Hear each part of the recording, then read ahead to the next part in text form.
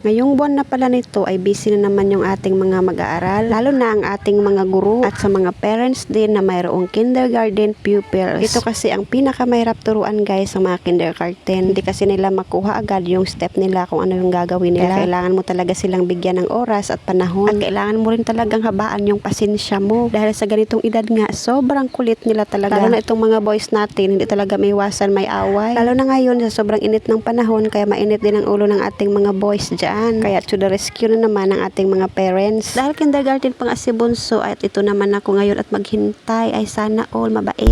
Dahil itong grade kasi guys, nakakapagod talaga siya dahil kailangan mo silang bigyan ng panahon. Kailangan kasi nila itong mag-practice ng 1 week dahil ngayong 29 na nga ay ang kanilang moving up. Minsan makita mo sa kanilang mga itsura yung pagod. Yung iba nga umiyak na dahil napagod na. Ngayon lang naman natin sila bigyan ng panahon kasi pag grade 1 na nga sila ay hindi na nila ito maranasan. Kaya sulitin natin ang mga panahon na kasama natin sila at andito sila sa kindergarten. Kaya saludo ako sa mga nanay na very supportive sa kanila. Pagdating naman ang panahon at sila itatanda na maging ganito na, maging high school na sila at hindi naman natin sila kailangan samahan pa. Kaya pansamantalahan natin yung mga oras na kasama natin yung mga anak natin dito. Dahil nga itagumpay nila, itagumpay din nating mga nanay na palaging andyan para sa kanila. And sana nag-enjoy kayo. See you tomorrow. Bye!